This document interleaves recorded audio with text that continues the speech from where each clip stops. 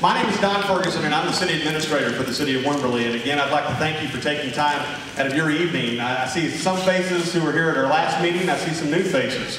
So there's going to be some repetition for those who are here at the last meeting, but we feel we need to try to kind of go through the same initial information.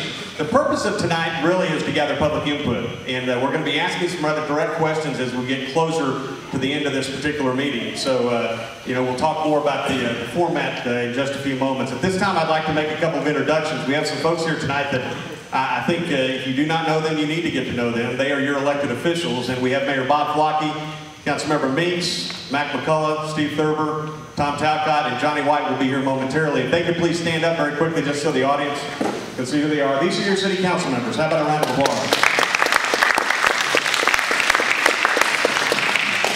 Also tonight we have with us Steve Coonan, and he is with Alan Plummer. And Alan Plummer has been the engineer that has helped the city develop the numbers you see on the board tonight, and also looking at the various options that the city is considering right now. So it's good to have Steve here, and Steve will probably answer a few questions in just a few moments as we work through the presentation.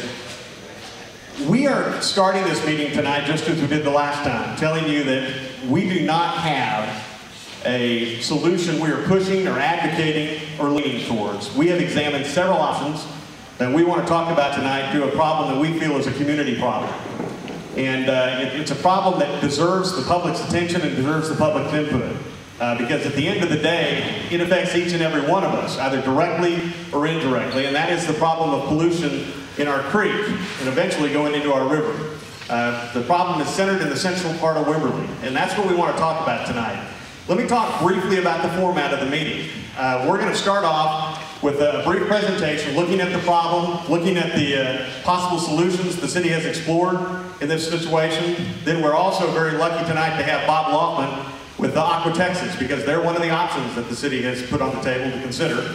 And Mr. Laughlin will be here to answer questions regarding the proposal that he's presented the city to serve the central Wimberley area. We are not going to stop the presentation to answer questions in the middle of the presentation. We feel that will probably take things off track and would prolong the meeting, and we'd probably lose our focus in trying to get to the issues and trying to get some answers and trying to, more importantly, get input from the public. So if you can kind of hold your questions, make note of those, and we will call for those questions at the conclusion of our presentation. We are here tonight as long as you want us to be here tonight. This may not be the last meeting. We don't know. I mean, it's one of those situations that the council has to provide the direction and tell us where to go based on these two public hearings that we've gone through. So again, no decisions will be made tonight. There have been no predetermined decisions at this stage of the game. It really is an opportunity for you to learn a little bit about the problem we're facing, potential solutions to that problem. If you have a solution that's better, we want to hear it. But we really, are at a point with this issue where we need to make some decisions. Decisions on, number one, how to fund the solutions, first and foremost, and then number two, what is the most palatable solution to the problem that we're fixing to talk about. So let's talk real quickly about the problem that we're facing. We'll get this going here. The problem, why don't we see if we can drop the lights, maybe a little bit easier to read up front here. The problem we're facing, which if you've been around the community for a while, this hopefully is not the first time you've heard this, but the problem we're facing is a problem of water pollution. In particular, we're seeing bacteria levels in the Cypress Creek in the central Wimberley area on the rise. We've looked at historical data. The waters are tested on a regular basis during dry times, not in the middle of driving rainstorms, but we test them typically when it's dry, when the conditions are good for testing. And we have seen a consistent rise as far as the bacteria levels over time, and I'll show you that in just a few moments. What's the problem? Why do we have bacteria levels on the rise right now in that creek? And we've had it on the rise for several years, as you'll see. We feel that failing septic systems are believed to be a major source of the pollutants in the Cypress Creek.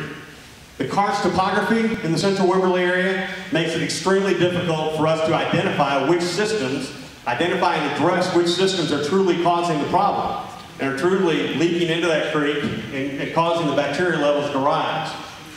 We know this for a fact, and that is the fact that most of the central Wimberley septic systems are outdated. Some, if not many, have covered drain fields. A large number of commercial systems are pumped on a regular basis because they just cannot meet the wastewater demands. It's not a problem that's unique to Wimberley. It's a problem that small rural communities have, quite frankly, all over this country. It's infrastructure that was put in the beginning, many, many years ago, in some cases, 50 plus years ago. We have septic systems that are working, or marginally working, if you will, downtown, that are in need of being put down, if you will, and getting into a modern environment of wastewater. We need to try to get off septic in the downtown area. Many septic systems cannot be replaced because the open space needed to meet today's minimum size requirements for septic drain fields simply does not exist due to development that occurred prior to the city's incorporation. What we're talking about is the fact that we have a lot of development downtown that's almost lot line to lot line. And those people reportedly are on septic systems. And as you know, if you know anything about septic system installation, they need area to be able to treat the waste and to dispose of that waste as far as the effluent. And right now, there are many areas in the downtown area that you don't have the space to put in a compliant system. And it's going to get just worse over time as the area gradually develops. So I think it's important to understand that it's not a situation that we can just go in and tell people, no, you need to put in a new system, because some people just will not be able to do that. Some won't even be able to afford it, but more importantly, some just won't be able to do that. How do we identify the systems? We have implemented an enhanced testing program. In fact, we'll be taking our first samples later this month, an enhanced testing program to try to identify and to see if we can somehow track the source of the bacteria. There's no guarantee with this, but we feel that we can run some additional tests that might be able to give us some markers in that effluent to give us an indication of where it might be coming from, such as high caffeine content and things along those lines. But right now, it's very difficult. It's difficult to tell which systems are functioning properly or not without going in and literally shutting down each system and flow testing that system and doing a full autopsy on that system. Those systems fail down in this type of topography. It's not like a typical wastewater system that fails where you see it bubble up. So you can see we're up against some significant hurdles in trying to identify the problem and then try to address the problem once we identify it. We may identify the systems failing, but they may not be able to put a system in that's compliant, which means you potentially have to shut down some of these businesses downtown. We'll talk more about that in just a moment. Right now we test the Cypress Creek on a regular basis, as I mentioned. Our testing date is typically the Monday after market day, so we run about 8 tests, and we also do some additional random sampling when we have issues of concern that we try to identify. This is a historical look at the Cypress Creek water quality at all the various testing locations. We tested Jacob's Well at Cypress Creek at the well. We also test Cypress Creek at Wood Creek, Cypress Creek at Ranch Road 12. We test Cypress Creek at Blue Hole, and we test Cypress Creek at the Square. And if you see that number, the highest line as it goes across the 20-year period, that highest line represents the bacteria readings that we're finding downtown. And how we can say it's a downtown issue and not necessarily an issue upstream is the fact that at the same time we test downtown, we test Blue Hole, which is upstream. And we consistently see the Blue Hole numbers in a reasonable range, and we see significantly high numbers on Cypress Creek. We test Cypress Creek basically on the west side of Ranch Road 12 on the Square. So it's just over there off to the side of the Blue Bacon side of Ranch Road 12. We draw those samples. Our testing team has been trained on how to draw the samples appropriately and properly, and then those samples are transported to the Edwards Aquifer Research Lab at Texas State, where they run those samples. So you can see we have a consistent problem as far as elevated bacteria down on the Cypress Creek. I want to point out a couple of things about the testing and the timing of that testing. We do that testing the Monday after market days because, quite frankly, that's when we feel we have the most people in our community. And it would give us an indication of if the system is really being taxed and it's leaking, we're going to be able to see where that problem lies. Also, in the event of a heavy rainfall, we don't go out there and do that, because that's when you typically see your highest levels, is in times of heavy rain. So you can see there is a problem. I think of interesting note is that since 1971, the bacteria level in Cypress Creek in central Wimberley has exceeded the level considered to be off limits for public contact recreation more than 30 times. There's an acceptable standard that has been generally agreed to as far as a level of bacteria where it's safe or considered to be safe. for an individual to be in the water, and if it's above that level, you typically try to avoid water contact recreation. That's what we're talking about, downstream. And you may say, well, who has that issue to worry about? We're talking about a commercial area. It's important to understand that that creek is not that far of a distance from the Blanco River. It's also important to understand that you have residential properties on both sides of that creek from downtown to the confluence. And of course, once it hits the confluence, it gets into the Blanco. You're dealing with residential properties up and down that particular river. So what is the solution? We feel the solution, clearly, is the fact that we need a wastewater collection and treatment system to serve the properties in central Wimberley and to eliminate their reliance on individual septic systems. This is a problem that I think Mr. Johnson pointed out at the last meeting very appropriately, has been wrestled with for many, many years in this community. And we've talked about funding, we've talked about different gyrations of funding, we've talked about different systems, types of systems, methodologies. The reality of it is we have a problem. It's a community problem. It is not just a downtown problem, and it's at a point right now where we need to try to reach a solution and not kick the can down the road. You may say, let the downtown people pay for it, and that may just be the solution. But the reality of it is our problem as a community. And I think it's very important, if you leave with anything tonight, to recognize the fact that it truly is our problem. Right now, we don't have a property tax, and we're not up here, and we're not tax and spend type people. But the reality of it is your city services right now are provided in large part through sales tax dollars generated in large part from the downtown area. And if we end up in a position to the point where we have to start closing businesses, we're already telling businesses no when we see change of uses and new businesses coming in. If you have a piece of property downtown and you sell it, whoever buys that property, if they change that use, and if there's a new owner, we're requiring those individuals to come into the city and get a new CO, and then we're requiring them to go through a process of providing proof that their septic systems are compliant. We have initiated some rather extreme measures because of the severity of the problem. And I'm going to tell you, it's getting worse. And I can tell you, we're telling more and more people no. So we feel that from an economic stability standpoint, it's important that we address this issue, but it's also important that we address it from a community standpoint, because believe me, a vibrant downtown, a stable economy has an impact on yours and my property values. And I think it's important that we understand that. You may not directly benefit from that system, but indirectly it has an impact on your property values. It has an impact on the ability of this community, you know, to remain a tourist destination and a viable community for growth and development and quality of life, more important than that. So we need a wastewater system, we feel. The benefits, as I mentioned, the Central Wimberley wastewater system will help eliminate the growing public health and environmental threat on the Cypress Creek and the existing risk of groundwater contamination tied to failing systems. Obviously, you have a wastewater system, people tie into that, they abandon their septic systems, hopefully the risk goes away. Wastewater service in Central Wimberley will foster responsible future development in the business center of our community.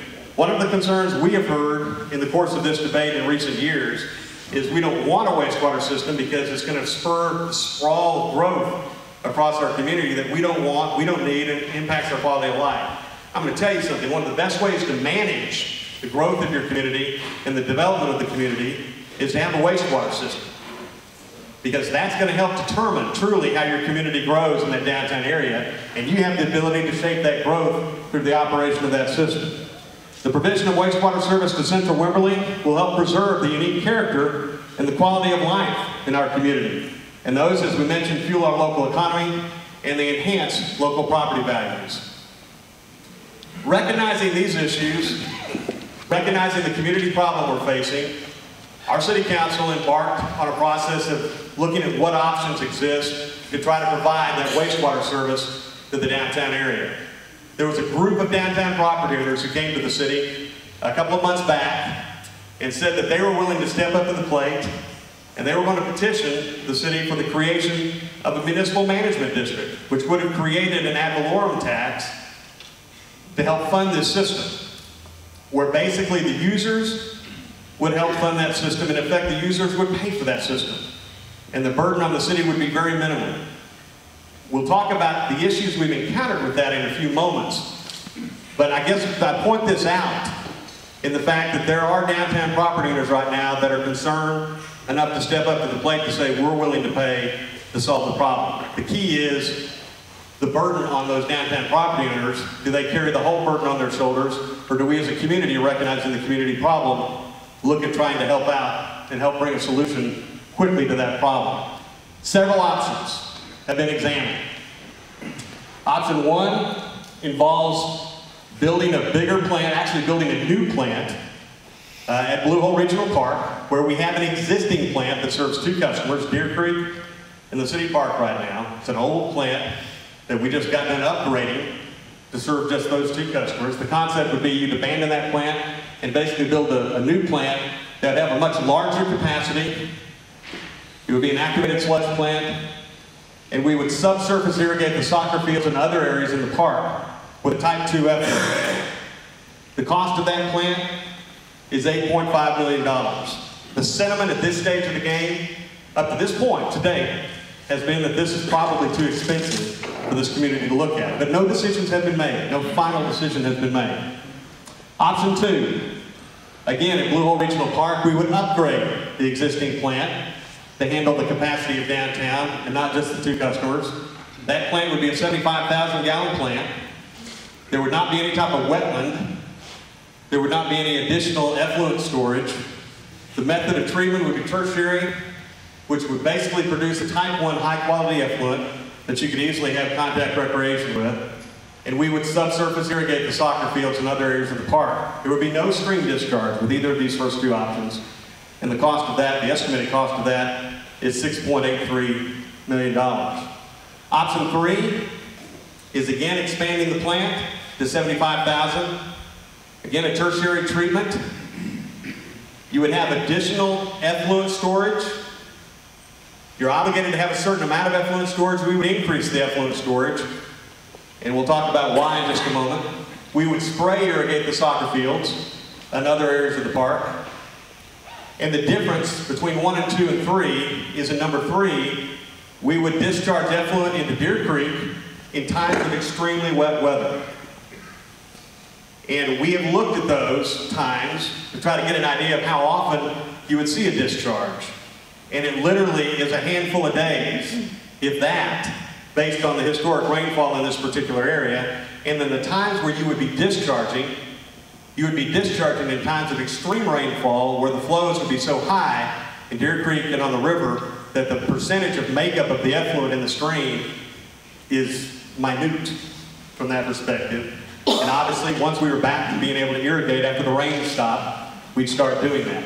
We've added additional storage in here because there's concern that we don't want to discharge. And this city's not pro-discharge, but we're trying to do what we can in this concept, in the thought process, to see how do we minimize the risk of discharge. So we've added some additional on-site storage to try to hold more effluent in those rainy times, to try to minimize the number of times that we would have to discharge.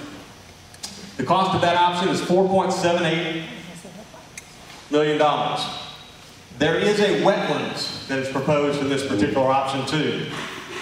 And that would serve almost as an additional holding area for effluent. It would serve as an amenity for the park. But again, it would be one of those situations that really would be another attempt to try to minimize the frequency of discharge. Option 4 is basically option 3 without a wetlands. You've got additional storage, but you're just not going to have the wetlands, and the cost of that is $4.53 million. One of the things that I hear about these options is, why do we want a wastewater plant at Blue Hole? And I'm going to tell you something, that is a very good question. That is a question that was thought about when the city decided to develop that into a park. It is actually part of the park master plan. We have designed that park in a sustainable format to the point where we would literally reuse effluent from whatever wastewater system is developed on that park site. We would reuse that to water the various amenities, be it soccer fields, be it recreation areas, be it beds, be it trail sides. It's a sustainable design. Our goal is to eventually get off of the aquifer through the Wimberley Water Supply Corporation or the well that's out there. We're not interested in using that water. That water needs to be preserved as much as possible, and that's why we focus so much effort on this concept of trying to develop the right solution, the safe solution, the environmentally correct solution to reuse the water and not dispose of it. We personally feel, based on the estimates we've looked at in 3 and 4, that we have more than enough area to irrigate to the point that the risk of discharge, we may not have enough effluent based on what we're looking at. That's how important it is to us, because our goal is to try to reuse and not discharge. The goal is to try to reuse and to try to irrigate per the plan. That's not just some idea that came up in the last couple of years. When the park master plan was developed many years ago, shortly after the acquisition, there was a lot of discussion in this community about that because that plant existed on that site. At that time, it was a poorly functioning plant. It's since been replaced. But we've always had that concept in mind. So I think that's important to understand. The other thing that's important to understand about options 3 and 4 is we have had preliminary discussions with the TCQ. And I'm going to let Steve just briefly talk about what those discussions are focused on as far as the permitting goes, and then we're going to go into option 5. Steve, why don't you talk about the quality of the effluent that will come out? All right, we had a preliminary meeting with the permitting team at TCEQ and talked to them about our plans here and asked them, what would be a likely water quality effluent that they would require.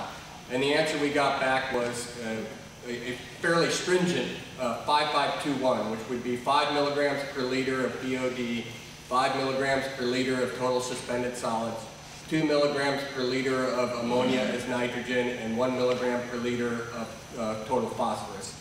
And that is one of the strictest water quality requirements that they place on this. And they had done some preliminary modeling to show that that would be protective of the stream in terms of aquatic life. So you can see, we're going to be held to a very strict standard by the state, and we're going to have to comply with that standard. That is the negotiating starting point, which is an extreme starting point. But the city is committed to that. The city has no desire and interest in discharging if at all possible. Option 5, and we've heard this frequently, and like I said, I'm so grateful that Bob's here tonight to talk about this. But option 5 is, why do we go build our own system? Why don't we just connect Aqua Texas?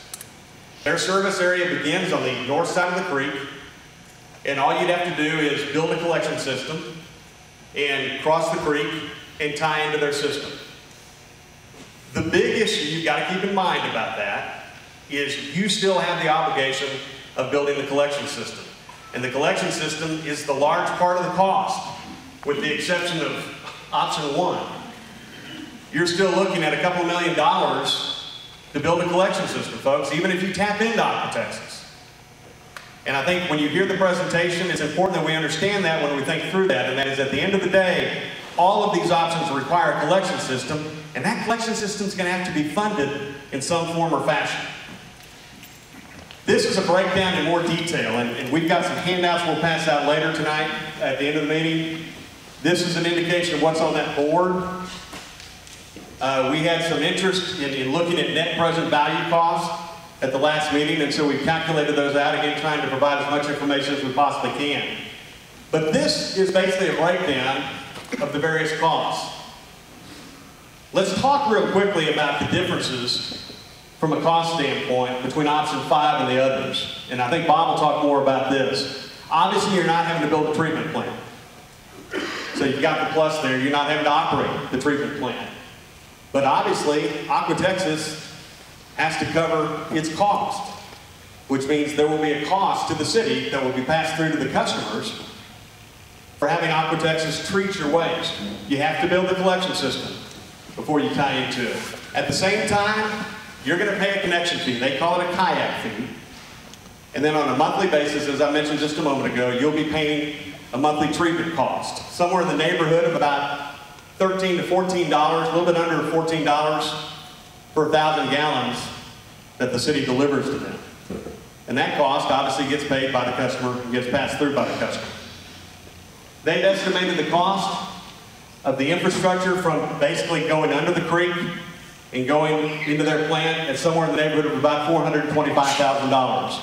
They've offered to finance that cost in this option. The interest rate they've offered, we're appreciative of that offer, but the interest rate we're looking at from the Water Development Board is much less than that at this stage of the game. So you can see there's some reduced cost in the actual implementation of that plan, but you've got some increased costs on the end that are going to be greater than the city would be incurring in operating its own plan. So you've got to look at the balances on those. Steve, you want to talk about the net present value very quickly and explain that for folks? So quickly going down, you see the first bold line is subtotal of construction costs. That would be capital costs that would actually be paid to a contractor to go out and put all of the pipe into the ground. Then the next category are some soft costs, contingencies, engineering, legal, and then we have the aqua impact fee cost. And then those come across the total project costs. Those are costs that would be incurred by the project. How that cost gets funded is yet to be determined. And then we go into the annual costs, and there's really three categories. We've got O&M of the new system that would be built. And for the first four options, that includes both the collection system, the new collection system, and the city's new treatment facility. And in option 5, it's just the city's collection system. Then in the next line is continuing to operate the Deer Creek plant that the city now operates at $60,000 a year. That you can see up at the very top, the collection system. We wouldn't run a collection system all the way up to the Deer Creek nursing facility, because that would just be too far away, and we've already got a facility there to provide wastewater service for them. So the collection system cost comes down a little bit, but then we have to continue operating that. And then you've got the annual charges, and basically the first four options, we're assuming that the flow to the plant is 65,000 gallons a day. And in option 5, we're assuming the flow that we're sending to Aqua Texas is 55,000 gallons a day, because we're going to continue to treat 10,000 at the existing Deer Creek facility. So then the second to the bottom line is the net, the third to the bottom is sort of the total of the annual cost. And you can see that they range from $165,000 up to $372,000 per year. And then we took a look at, I think the letter from Aqua Texas said that rate would hold for 5 years, and then we assumed it would increase at a 2% rate beyond that. We inflated the O&M, the rest of the O&M at 2% per year beginning immediately. And then we looked at 20 years worth of those annual payments at a 4% interest rate. What does that come out in terms of a net present value? That's the second to bottom line. And you add that to the total project cost, and that gives you an overall life cycle cost for each one of the options. It's a lot of numbers, and we're going to ask you to take one of the sheets. If we have enough, we'll make more copies. If not, we'll post them online. You can take them back and study the numbers. This gives you a pretty good snapshot. I want to stress something, and that is, these are estimates at this stage of the game. These are not concrete numbers, and they won't be concrete until we get into the true design and planning phase of the project, and until we bid the project. But we have to have estimates to work off of, and Alan Plummer has taken quite a bit of time in trying to fine-tune these numbers and get them to the point where you can see as much of an accurate picture. So that gives you the idea. Options 1, 2, 3, 4, and 5. So how do we finance one of these options? Or if there's a different option out there that we haven't looked at, how do we finance that option? That's the question. And I think that's the first question we've got to address. Who pays for the system? Do you place that burden on the 100+ property owners downtown, the full burden? Does the city pick up a portion of the cost? And how does the city fund up what portion of the cost it picks up? Ad valorem property tax revenues are needed to secure the financing required for the development of a wastewater system to serve Central Wimberley. We have applied for a loan from the Water Development Board at an extremely low interest rate. And obviously the Water Development Board is concerned that if that loan is based on system revenues, capital impact fees, as any good bank would ask, and that is, if those sources dry up, how does this cost get paid for? You don't have an ad valorem tax source. That's where the MMD came into play. The MMD came up to the plate with the concept of using that to provide an ad valorem tax backup with a solution. There have been some delays encountered in creating that. But if you want to talk about that, we can maybe visit with that. That's not the purpose of this meeting, though. A property tax levied to secure financing for the development of a central Wimberley wastewater system would go away upon retirement of the system development debt. And you may say there is no such thing as a tax going away. I hear exactly what you're saying, but that is not a true statement. If it was an O&M tax, an operating and maintenance tax, you're exactly right. But this particular tax would be tied to a bond issuance, which would come in conjunction with the loan, and written into the language of that bond ordinance and the bond documents is a commitment that that tax stays in place until such time as everything's been paid back, and then it goes away. Now, whether your city council 20 years from now says we're going to take it upon ourselves to re-implement that tax, they're going to have to go through a public process to do that. But the bond documents are written such that that tax will go away once the debt goes away. It's the same thing that exists with school districts and cities with streets and other types of public improvements. Once the debt's been paid back, that portion of it goes away. That's why that portion of that tax is protected from some of the rollback provisions.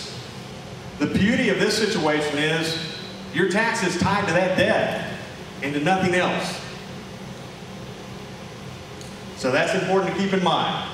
Faced with the growing public health and environmental threat on the Cypress Creek, leaders started exploring the possible implementation of a citywide property tax to help fund development of a badly needed central Wimberley wastewater system. This effort to explore citywide, in the MMD situation, they get to vote on the level of that property tax, whether they want to tax themselves and what that level will be. So we're talking about citywide because of the potential delays we're encountering right now. Once approved, I'm talking about a citywide property tax. The collection of a citywide property tax to help fund development of a wastewater system could begin as early as 9 months from now.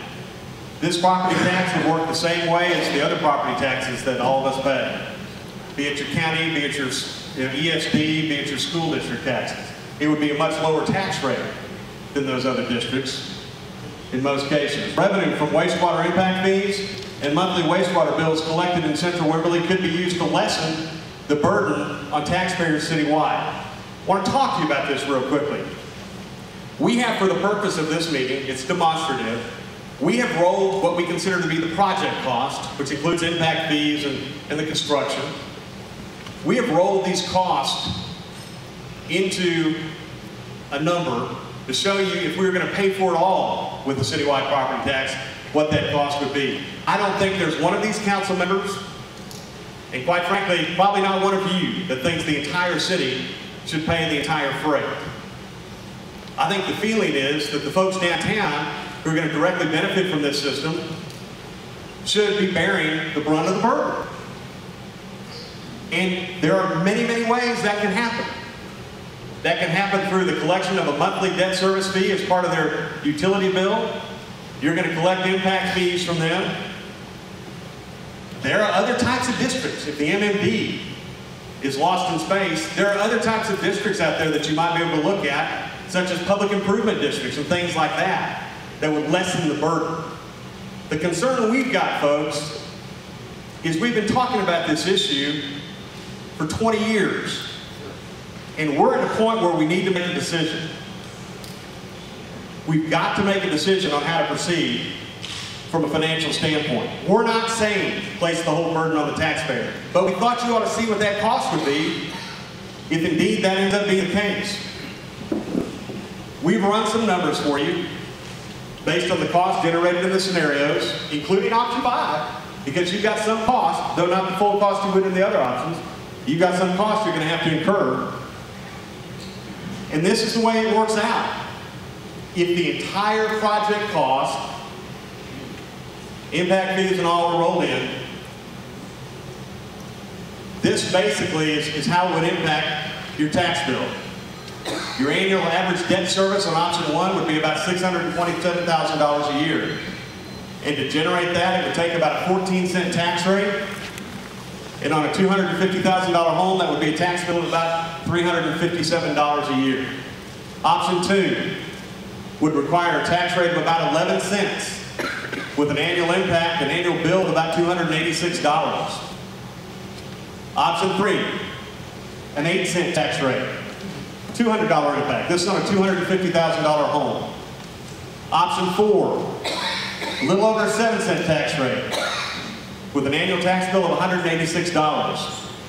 And option 5, just under a 7-cent tax rate, about 6.8, and you'd have a tax bill of about $170 a year for that $250,000 home.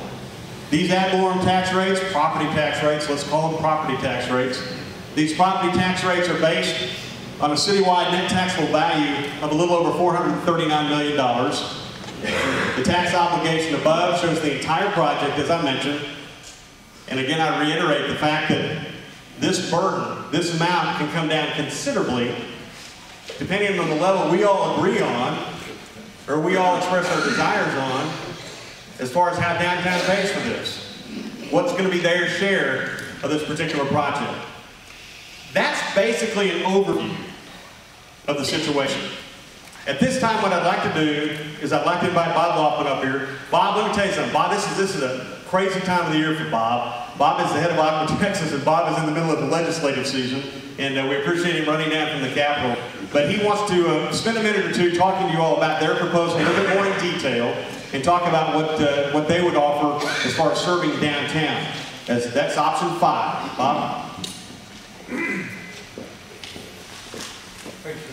Let me bring you a presentation.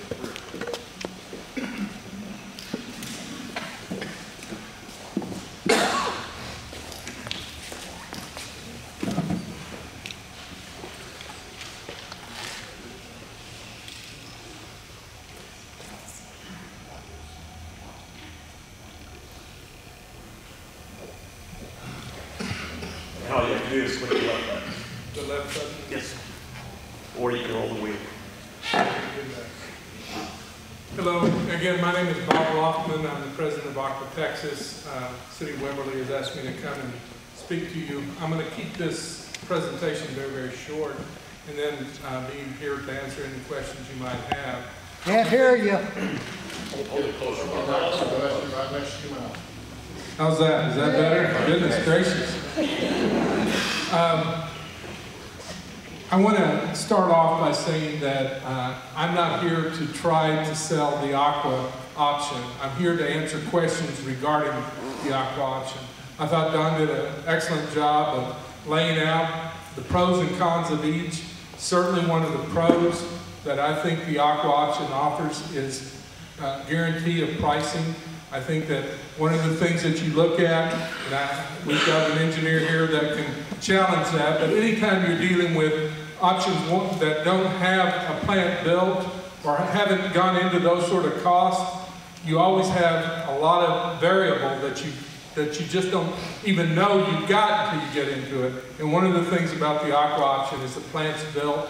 Everything other than the crossing of the creek is already built, and we can offer very guaranteed pricing. So I think that unto itself is the only difference that perhaps Don and I might have. I'm going to start off with where we are and what we can do. And again, I've got these in presentation form. Anyone can take them home with you. Ask questions later. If you've got questions tonight, by all means. Aqua can immediately offer up to 300 LUVs. We've already got the capacity in an existing facility. It's a zero discharge plant. There's no permits required, no additional expansion of a plant required. These are in my opinion, the true advantages of option 5 is the assurances of the things we're dealing with. And this is one area I'm going to jump all the way down to number 5, the last one. Permit for new Wimberley plant, uncertain. This is one area that Don and I, perhaps engineers, do disagree on. I sincerely do not believe that you can get a permit for an existing facility in 1 year time. I think what will happen in the process will be you will be given the opportunity to challenge that permit. And there's a lot of people, regardless of what the discharge is, don't want any discharge, and they're going to protest. At the same time, TCEQ will ask other providers of wastewater service in the community if they can offer an alternative. And Aqua, not in an adversarial way, will say, yes, we can. And then it won't be Wimberley's decision, it'll be TCEQ's decision, ultimately, of whether they want to provide that permit or to not grant a permit, which in effect leaves the city right where they started, with no permit. And I'm not trying to throw scare devils at you, but I deal with this all the time. I deal with the commission doesn't like little plants. They like regional approaches. And the reason they like regional approaches is because the more people that are involved in the cost, the less it costs per unit. And these wastewater plants have huge upfront costs. And the more people you can spread that over, the better off it is for all those concerned. So again, I don't mean that I'm not challenging the city. I'm simply pointing out the distinction. Here's a breakdown of what we've offered to the city. Again, we've offered a 5-year guaranteed price. We've looked at it, and this addresses the city versus what we would call the environs. We would suggest that each city, downtown area would pay according to how much they were used, a one-time impact fee. Now, again, that's up to the city to decide. They could pay it all and put it into a tax. Or you could have those, each downtown merchant pay that impact fee once, the $2,572, and then it's gone. Again, various ways. We've offered it to the city. The city wants to maintain that control, and I fully appreciate and understand that. Don made a very good point. If you control the wastewater offerings to your city, you can control the development of it. And I'm not here to try to take over that responsibility. That's the city's, and what we're offering is a wholesale deal that does not take on that responsibility. It's remained with the city. I gave this to you as an average monthly bill. This is what our existing customers pay, $88 lump sum fee per LUE. And that's what our rates are right now. I would add, we've been successful in holding those rates since 2004. We haven't asked for a rate increase since then. One of the advantages to Aqua's existing customers is the more we can grow, the more we can stabilize those costs. So this isn't a benevolent move on Aqua's part. It's to get more people to share with current existing costs. And it holds the cost down and keeps us from having to go for rate increases. We've made one other additional guarantee, and this is not to be taken lightly. What I've offered the city is not only a 5-year guarantee, but I will never put our wholesale rate any higher than our existing retail rates. What that does is give you, the wholesale customer, the protection of TCEQ. TCEQ will vet any rate increase that I request of my retail customers and make sure that those are just and reasonable before it ever becomes a part of my wholesale rate. So that's another advantage I think that the option 5 offers. The rest, this doesn't show up very good, but I really wanted to point out this real quickly, and I've got it in a variety of formats. But if you look, as Don was saying, the real cost to all of these projects is the downtown collection system, and it doesn't matter which option you ultimately decide upon. Generally speaking, you're looking at $2 million to build a downtown collection system.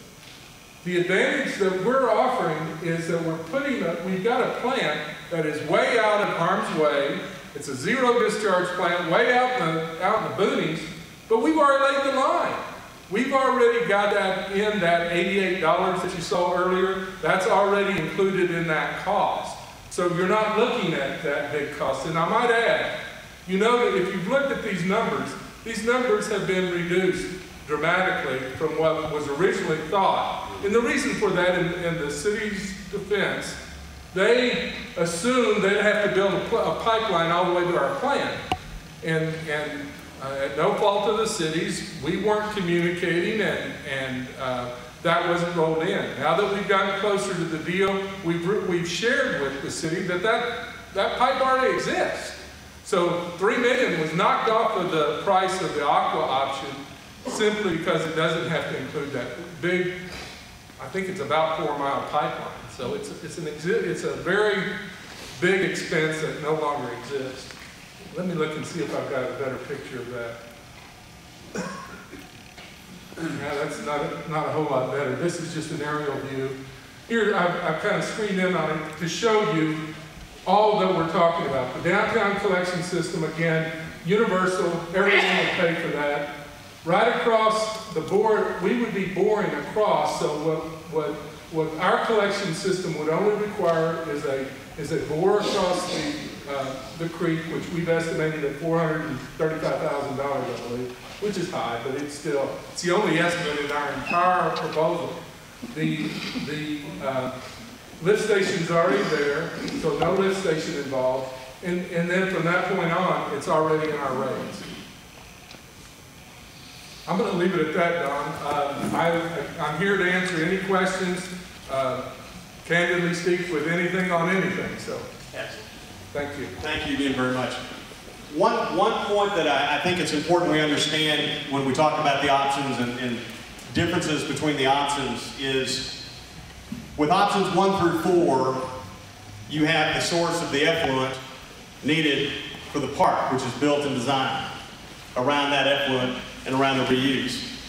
In Aqua's option, their effluent clearly is far from the park. And we've talked about the concept of is it even possible? We think fiscally it's going to be pretty darn difficult to get effluent from their facility to that park in a cost-effective manner. So that's one difference. So if we end up going with option 5, the city is going to have to take a serious hard look at how they're going to upgrade that plant with the existing customers, those 2 customers, to be able to get the effluent needed to accomplish what we're trying to accomplish in that park, and that is to eventually get off groundwater. So that's something to think about. Number 2, very quickly, there's an impact fee, they call it the kayak fee. I think it's also important to understand that on top of that kayak fee, there will be an impact fee the city will need to collect to help recover the cost of that collection system. So there'll be a number added to that. What that number is obviously determined in the final design, and then we can try to nail that down if we need to move in that direction. And from a fee standpoint, his average bill quote, the thing to keep in mind is on top of that bill, as an average bill, there will also be a maintenance and operation cost the city will pass on for maintenance of the collection system. And there's probably going to be a capital element in that bill too, to again help try to recover more of that cost of the collection system to try to lessen the burden if there's a citywide tax, or to try to collect the full cost if the idea is that downtown pays the freight in this particular situation. So those are some things to kind of draw some correlation and to kind of bring everybody back to that point. That basically is the situation. We very seriously are at a point where we feel we need to make a decision. And we need to first of all look at the concept of how we're going to finance this thing, regardless of the option. And then let's start talking options from that perspective. Let me say this about the financing aspect of this equation. We're in the mix right now for an extremely low interest rate loan from the Water Development Board, regardless of the option we choose. And the reason we're talking about timing being important is those rates, in talking to the analysts, are going to be going up. So we're going to need to make a decision pretty quick. And I'm not talking a year from now, but we're going to need to make a decision pretty quick so we can lock in an interest rate that's affordable on whoever is going to be paying the bill in this particular situation. So that's issue number one. And issue number two is this city council, in the course of examining the options, has already made a commitment to fund $100,000 towards whichever of these options ends up being the one, or if there's a greater option out there that we haven't looked at. They've committed $100 grand on this project until we get debt retired. Whether that 100 grand is collected through a citywide tax and considered to be the community's contribution, and the remainder of that tax burden and the remainder of that cost burden, not tax burden, gets picked up by downtown, that's perfectly logical and it's perfectly feasible. The city has committed that amount. It either gets found out of the budget or it gets, found through some other type of revenue source. So we need to think about those type of things. It is a community problem, and you are the community. This is your community. It's all of our community, and we need to think about what is right, how do we finance it, and then think about how do we want to treat it from a system standpoint, based on what all we've heard. At this time, what I'd like to do is I'd like to offer up, Steve, can you grab the microphone over there? What we're going to do is we're going to open up for public comment. If you spoke before and feel the need to speak again, you are more than welcome to do so. We're very interested in hearing input. And I can tell you what I'm interested in hearing as a course of general to help the council in making their decision is, number one, how do you feel about the concept of citywide taxation? Are you willing to pay a small citywide tax and the burden, in large part for the cost to be placed on the downtown property owners, the users of that system? Do you want to help them out? Is your feeling it's on their back completely? How do we fund it? And what do you think is the right way to go as far as that situation goes? Number one. Number two, what's the best solution of the options you've seen? Or if you have a different option, tell us. We're not fixed. But we're at a point where we need to move forward and make some decisions. So what are your thoughts on the options? How do you feel about the concept of discharge? Do you feel we need to enhance the type of plant to improve the quality of discharge if we have to discharge? Are you totally against discharge? How do you feel about option 5? Think about those things. You've got a lot of numbers to absorb, obviously, but we're really interested in your gut reaction. The one thing I want to say as we do this, we're going to do this input in a very organized fashion, and we're going to want everybody who wants to speak to basically line up over here to my left, to your right, and let's be polite. Let's not take shots at people. Give us your thoughts. We're interested in it. This is not a critical session. This is an input session because these leaders right here are going to be faced with having to make a decision in the very near future, and a very important decision that affects everybody. So with that said, please stand up. If you do stand up, the one thing I've also asked, and that is please give us your name so we've got it for the record. And also, please tell us whether you're inside or outside the city as far as where you live. We're just interested.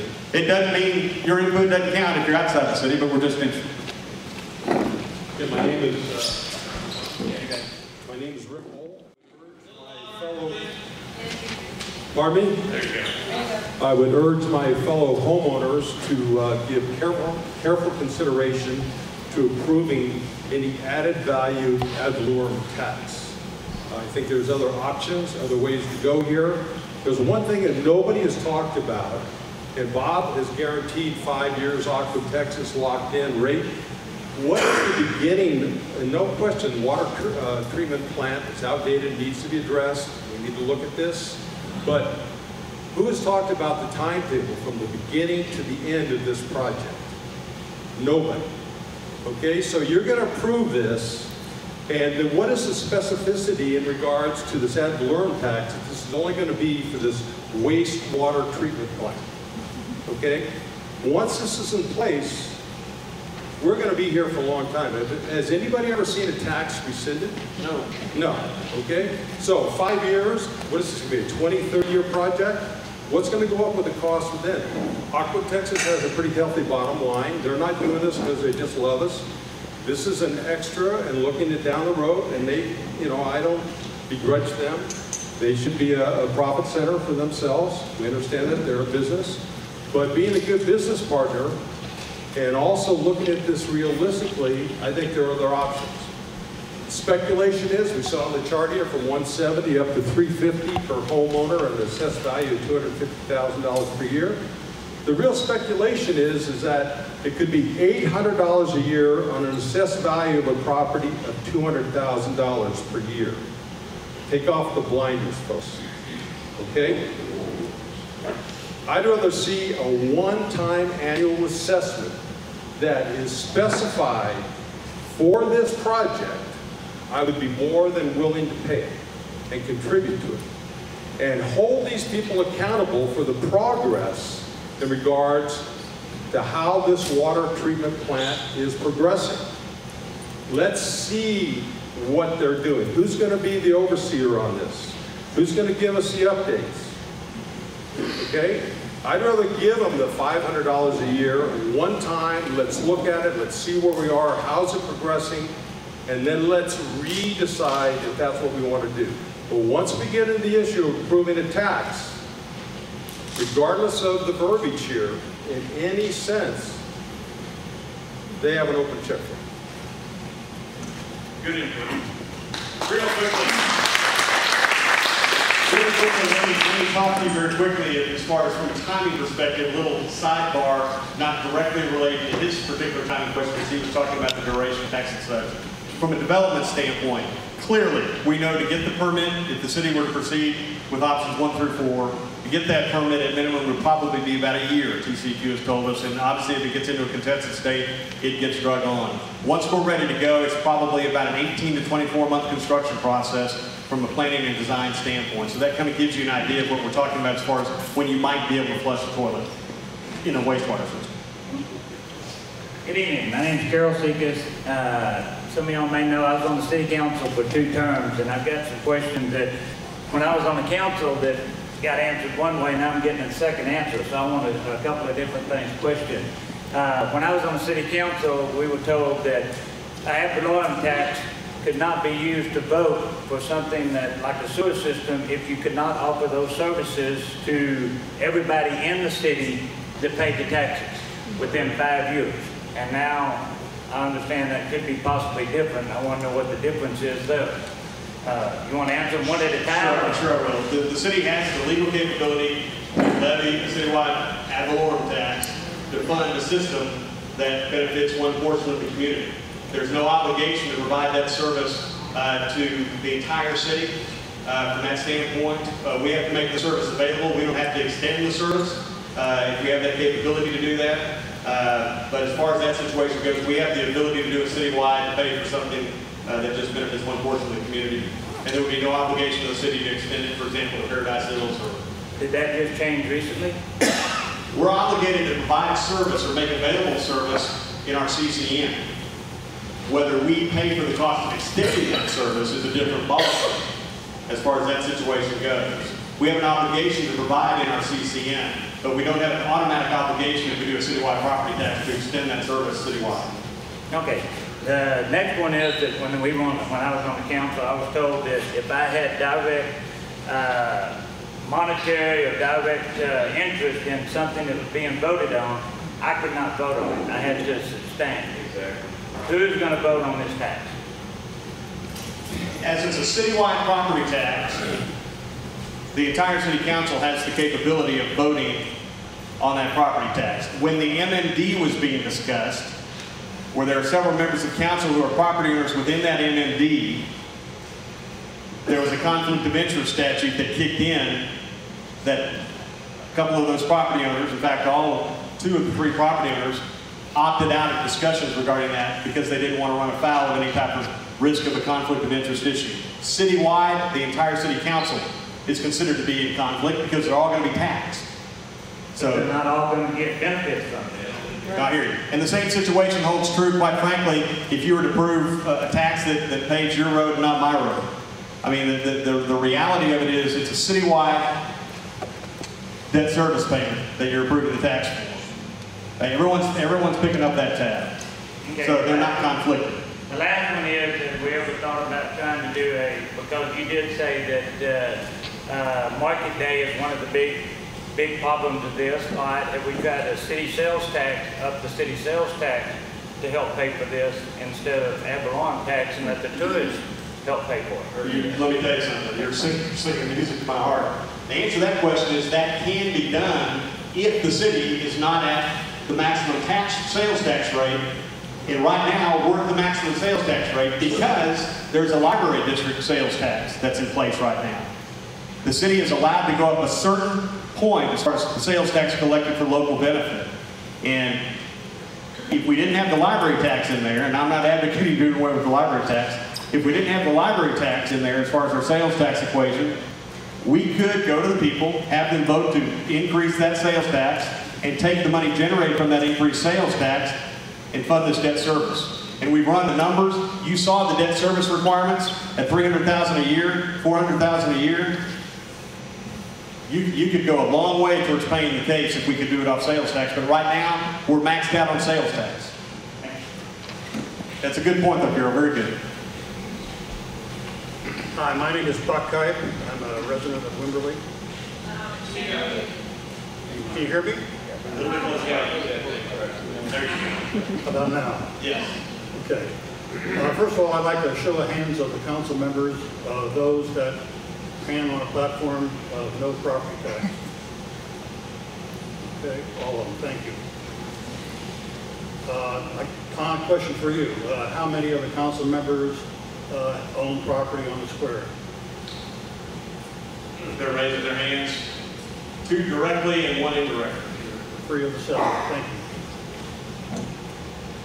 I think it would be very good if you were to show charts that split the cost between your proposed taxpayer citywide tax versus what would be paid, burdened by those that are users. Quite frankly, I'm in favor of $100,000 being paid by the city out of your budget and the rest of it being the burden falling on those of users. I'd like to address this question to the audience. How many of you support property tax to fund this project? Raise your hands. Okay, about 15 of the people here support property tax. Yeah, good. How many do not support a property tax? There you go. There you go. Thank you, because you realize that they can impose a property tax on us without going to a vote. This is the first vote I think we've had. Thank you. Thank you.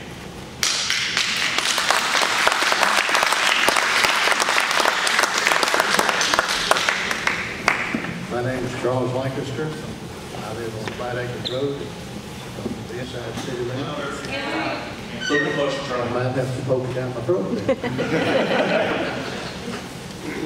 Okay, we've been talking about ad valorem taxes. And we've been talking about ad valorem taxes to pay for this system. You talk about ad valorem taxes, and I think it's already been brought up. Once the city imposes an ad valorem tax, it is there. Period. The city can come back and per their board, they can say, we will have a rate of 4 cents or 7 cents or 17 cents. That's fine. They can tell you that they're going to freeze it. That's fine. But they do not control the appraisal district, who raises the value of your property, who automatically increases the cost of the taxes. Therefore, more taxes. Every time you turn around, it's tax, tax, tax. We're talking about paying for the system. We've talked about our sales tax. We've talked about the city council investing $100,000 in it. That's admirable. That $100,000 is going to come out of the $800,000 and $808,000, I think it is, a little bit more than that, that's in the general fund or the slush fund to operate the city off of. That's going to leave $700,000. If we can generate this kind of money from the sales tax, Aquasource has said that they finance. They didn't give us how they would finance it or anything else. I'm sure that would come down the pike. But why could we not take some of the sales tax money that we've been putting away and apply that toward the installment fee that they're talking about. AquaSource, I think, has given us the best out if we're going to have a sewer system. I'm not opposed to sewer. I am opposed to an ad valorem tax, period.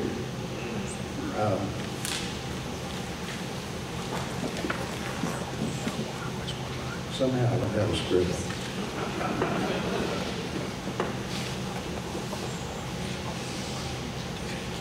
Oh, this is the one that I didn't really want to say. But here it is. Ever since the city has been incorporated as a general rule city, we have not come up to the standards per the state of Texas because we do not have the population for a general rule city. That takes 5,000 people. When we were incorporated, it was incorporated with 5,000 people. 2 days later, a sign goes off the board, there's no more 5,000 people. We lost over 2,000 people overnight. They left. I haven't figured it out yet. But if we was operating according to the rules of the state, we would be a home rule city.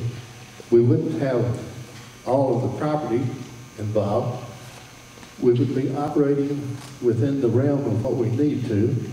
As far as I'm concerned, we're operating at a higher level than our income is, therefore you're going to always be in debt. And so I can only say that I appreciate Brother Isaac whenever he said that he couldn't afford to place his name on any additional taxes because he had signed a pledge card. We've seen our council people who've told us that they ran on the platform of no ad valorem taxes. We didn't get a signed pledge form, but we do hold you to your man's word of honor that there'll be no ad valorem taxes in Wimberley. Amen.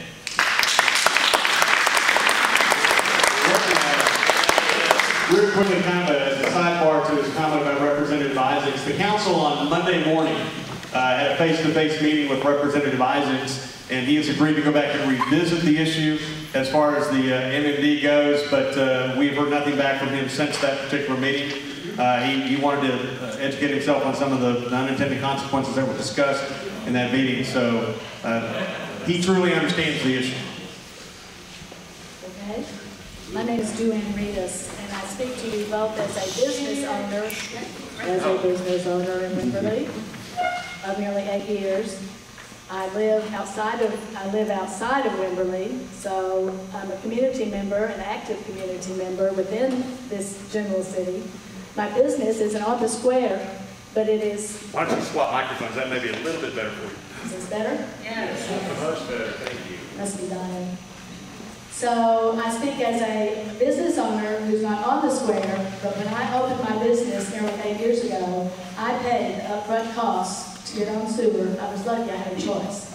I have a safe water system with Wimberley Water, and I have sewer that works for all of my customers, and I know it's safe. That's important to me. And doing business here, I took that accountability. I would not want to put that on to the rest of the community because it is my business. I knew when I moved here before 2000 that Wimberley had a water problem. I think water is the lifeblood of this community. I'm passionate about water, taking care of our water, finding a community way to live together with water. I don't want us to be about water, we'll all be in trouble. So, and as a homeowner, I live where Aqua Texas is putting in infrastructure that is drastically needed. We have to come up, and at this point, it's a fix-it. But let's look together to move forward, continue the dialogue, and I would be opposed to a sales tax. I'm paying sales tax already, and I've already paid my upfront costs for safe water and sewer. So that's what I have to say. Thanks.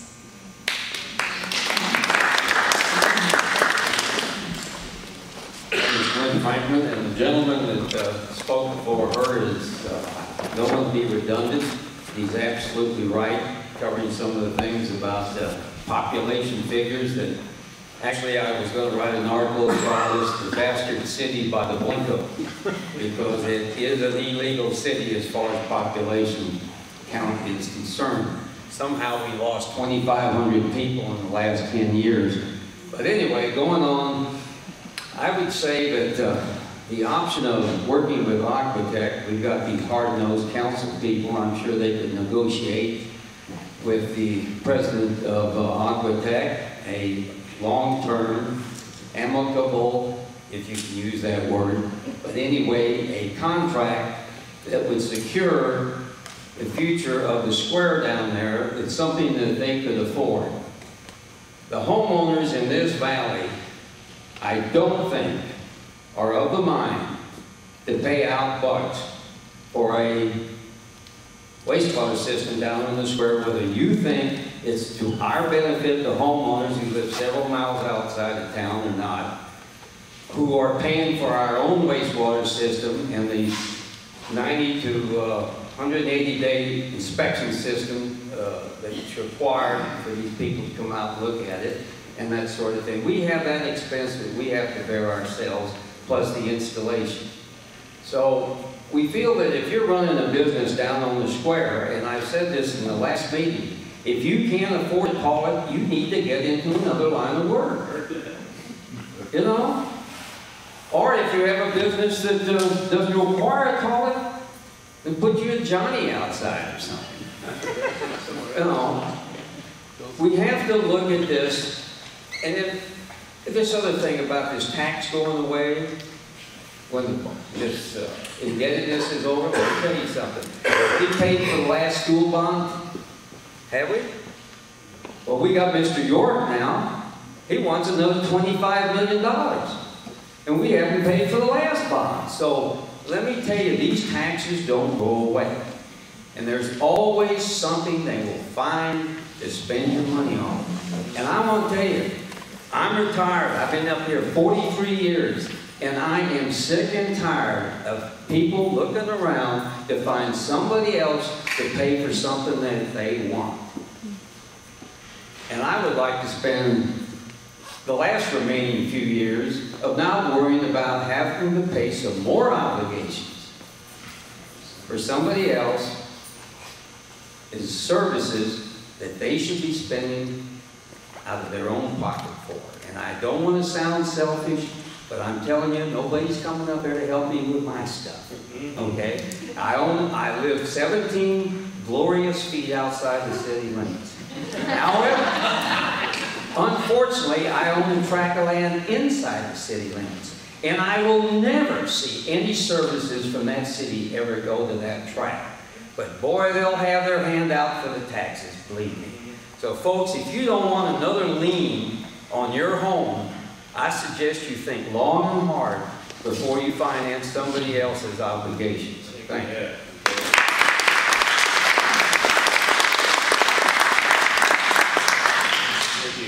My name is Barbara Blair, and I live in the city limits. And my question is, why should I have to pay to fix this problem? When I moved into my house, the cesspool that no one in the family had noticed in the past 41 years failed, kind of like downtown. As a homeowner, I paid for my new septic system and didn't ask the businesses downtown or anyone else to pay for it. The merchants may bring sales tax revenue to our city, but who supports these businesses? The taxpayers do, along with their friends, relatives, families, and others. So why, when faced with a business problem, do they turn to us to bail them out? It might be a hardship for the businesses to pay their share of the proposed wastewater system.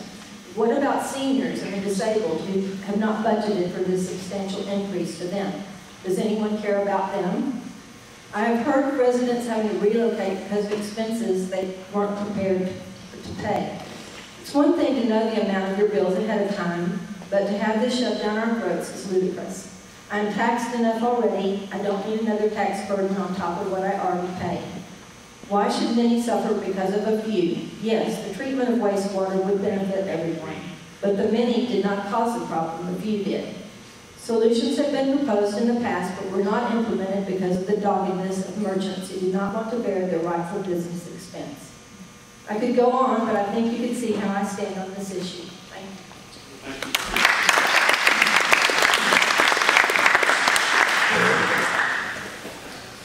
is Les Harwell. I live in the city limits, live on River Road, and my back fence is the city limit line.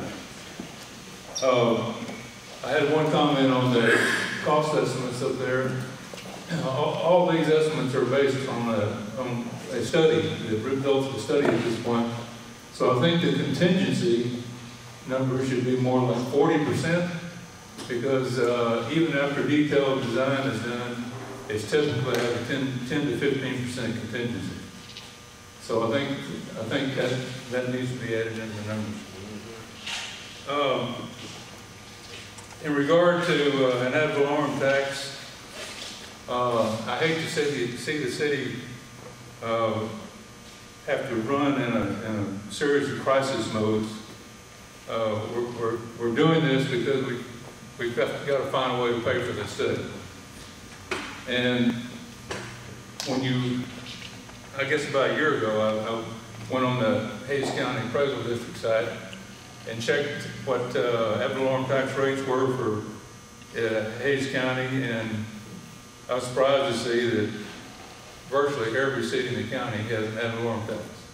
Even Ulen has an ad valorem tax. You go through Ulen, you say, well, what are they spending on? But there it is. So, probably at some point it's coming whether we like it or not.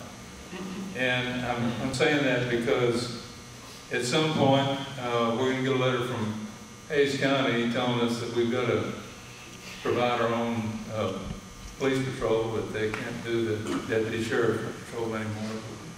And that's going to be several $100,000 a year to run our own police department. The other thing is, in last year's budget of about $1 million, there was only $60,000 left over for roads. And the first thing we lost when we incorporated was county road maintenance. And our roads have been just getting worse and worse ever since we incorporated. So if we do an ad valorem tax, and it's just for the sewer system, it's not going to be well received. And people will be a lot more receptive to it, I think, if we increase it some to say 10 cents and start a real meaningful road program, and also take care of any sewer costs. And then hopefully we won't get that letter from Hayes County for maybe 5 more years, and we would have been able to upgrade our roads and then back off of that and convert that money to the police department when the time comes. But I'd like to see us, plan ahead for a change. And I know we've done a lot of planning and a lot of commissions and committees and whatnot.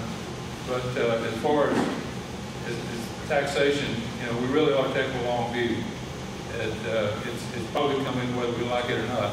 And of course, I don't like it any better than anybody else. But I think it's probably a better way to approach it.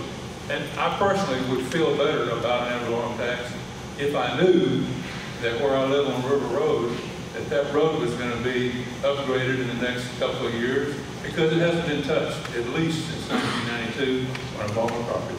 Thank you. Thank you very much for coming. I'm Sue Sled, and I live near the square. And I mainly wanted to remind everybody of the god-awful reputation that Aquasource had and may still have in Wood Creek with increasing rates. And I don't see much difference in the numbers between Aquasource and what Wimberley wants to do. And yet, if you decide to go with the Aquasource option, then you lose complete control. And then there is no more accountability. There's not voting someone in or voting anyone out, because somebody in another state is making the decisions. And it looks to me like that would be an irreversible mistake to let that happen.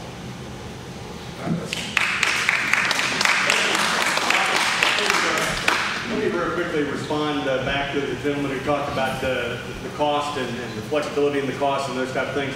as I mentioned, they're estimates at this stage of the game, and we recognize the fact that they're probably going to be potentially a little high. They may not be, depending on how this all washes out.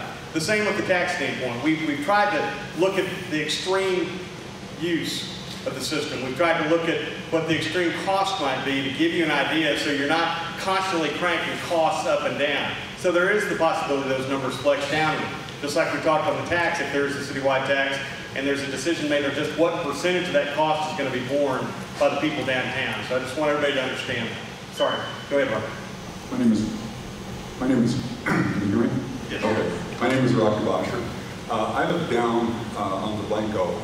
Actually, our house, my wife Renee and I, we live on the Blanco and south of town. And, you know, what? Closer? I don't want to give the wrong image there. But anyway, we live south of town, and you know, I didn't know what the Aqua Texas option was and the costs and everything, but I have to say, being a selfish individual like all of us are in terms of not wanting to pay more taxes than we have to, even though it may be a good idea and all that stuff, I looked at the property tax of the Aqua Texas option, which was, I think, $1.70. Okay, that was lower than everything else, correct? Property tax for Aqua Texas was about 6.8 cents. Right, that's the rate. Right. But there was a dollar amount or some other thing attached to it. 100. Yeah, okay, I'm sorry, 170. And that was lower than all the other options, right? Okay. Now, Aqua Texas has said that, and Bob, if you want to put in your 2 cents, you know, whoever can answer this question, you're going to freeze the rates for 5 years. Is there any annual cap on the rate increases in the 5-year rolling periods? You can't commit to that. So is the property tax, the $170, is it attached to that fixed rate, and then after 5 years it would need to be adjusted up? The property tax would only pay for the project cost. His rate that he's talking about is a volumetric rate that they would charge us to process our waste. That would not be paid for with tax dollars. The only thing a property tax would pay for would be the capital cost of constructing that project. Okay, so how long would that tax last for? It truly depends. The note, the loan is a 20-year loan. You know, it could be less depending on, you could front load the situation and try to reduce the taxation, I mean, at the end. So, but right now, the loan that's under consideration is a 20-year note. Okay, and the ad valorem tax is the only one that ostensibly would go away? Yes. Okay, thank you.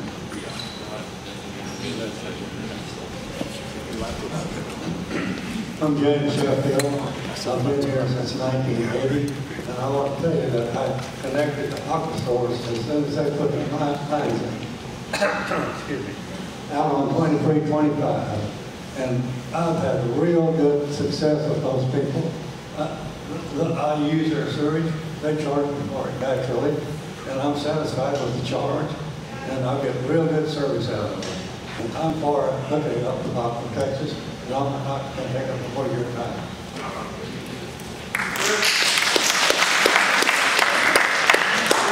Mayor asked me to remind you all that when we talk about that annual tax payment, that is something that the city pays for all without really any downtown contribution. That's an extreme case. We're talking about the fact that should they go this route, there's clearly a feeling that there needs to be a substantial contribution from downtown. Actually, that was my first question to you guys. Chris, I own property. I live outside the city, but I have property in the square. But that was my question.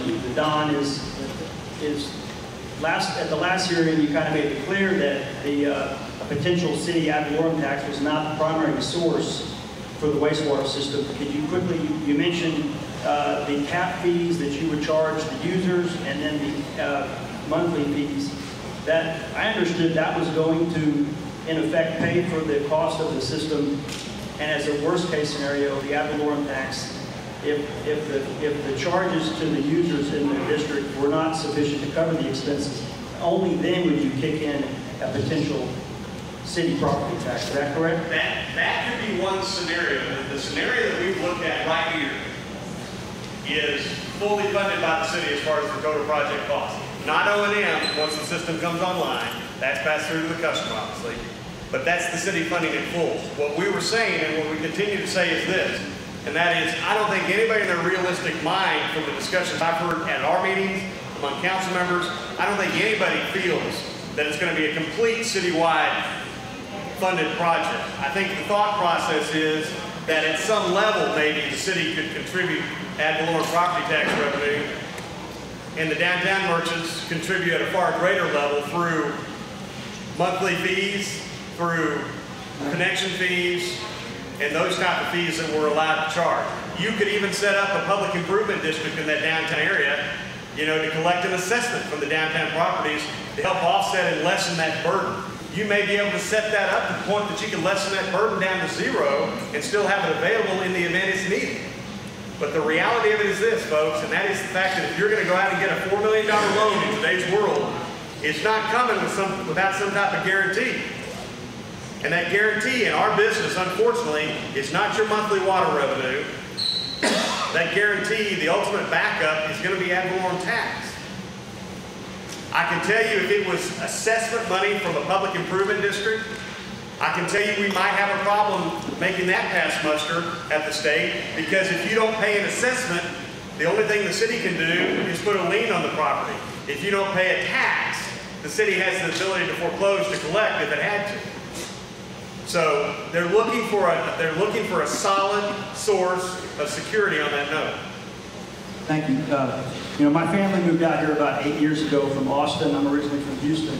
And, you know, why did we move to Wimberley, to the Valley? I have young kids and could have easily just stayed in Austin and made it work. But, you know, what makes this town unique? Why do people come here and live here? Why do people come visit Wimberley? What makes other towns unique? San Antonio, what do you think of? Houston, Dallas. What makes this town unique, guys? I've been here 8 years. A lot of y'all have been here a lot longer than me, but I do understand the problem, and I'm sympathetic to folks that are on a fixed income, and we have to be sensitive to that. But I do think we should go forward with the plan, and I have had property in Wood Creek, and I don't, the fees that Aqua Texas charges, I think are not fair. I think that the city should own the system and control that. I think we should do it in a way where the users, the people that will benefit from the square, should pay certainly their share. But keep in mind, folks, that the majority of the revenues coming into the city are from sales tax. If the square, if Burger Barn, that closed down, and that cannot reopen as a restaurant because the septic's not up to code. The Blue Bacon building, that toy shop, they closed down, and they're trying to sell their building right there on the square. And you can't put a coffee shop or a restaurant or an ice cream parlor. You can't put that in there because the septic won't accommodate that. They're having trouble selling it. So if that starts to happen, in addition to other restaurants and cafes and coffee shops in the square, then the square is going to start to die down a little bit. Revenue, sales tax go down, and your revenues go down. A healthy square is going to increase revenues and sales tax revenues, and that will help potentially keep us from having to deal with an ad valorem tax. That's my 2 cents. Thank you.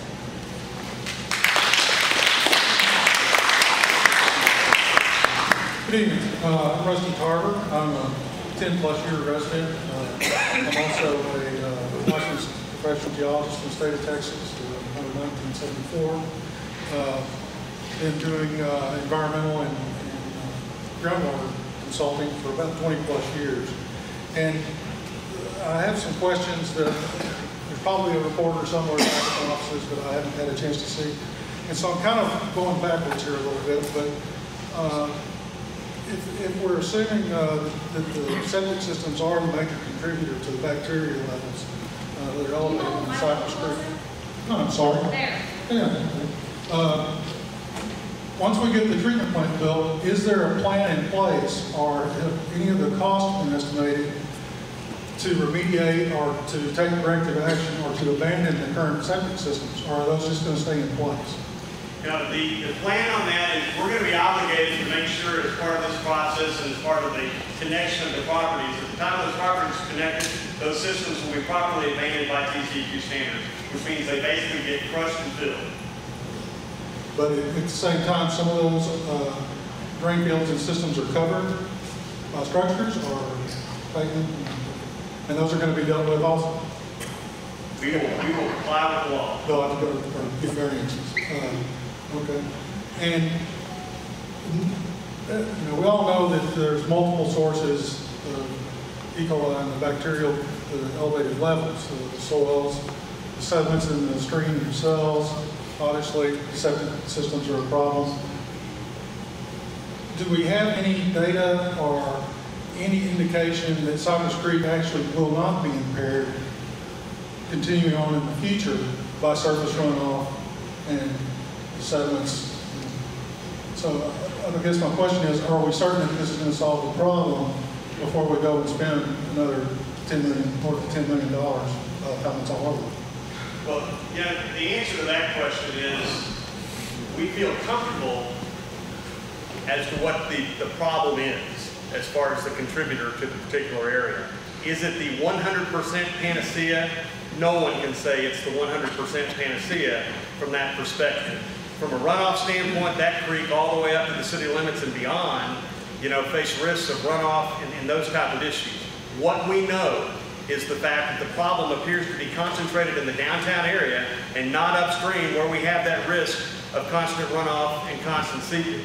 So we feel that the septic, addressing the septic issues and trying to get these folks onto a septic system is the best solution at this stage of the game to trying to address the problem. And also, quite frankly, trying to address the economic viability of the area, because most of these systems downtown are marginal at best from an operational standpoint. And the day is going to come. I mean, I dealt with one last week that we discovered is leaking, you know, and that system is 50 plus years old. And we're discovering these as we begin the intensified effort. And that system, quite frankly, is not located right on the creek. It's in the center of the service area. So we think it'll go a long way. No one can say 100% sure, but I think it's wrong for us to stick our nose in the sand and say, let's wait until we know for sure. I'd say that's especially true for dry weather conditions. Yep. You know, wet weather conditions, you are going to continue to have runoff and be subject to the quality of runoff. But as we know, the majority of our times are dry weather. And we don't test in high flow times. When we have rainfall that morning of or the night before, we refrain from testing in those situations and sometimes delay that testing process until we give the water a chance to settle. But my understanding is that the testing has been done during what I'll call high load periods when all septic systems have been utilized during marketplace. So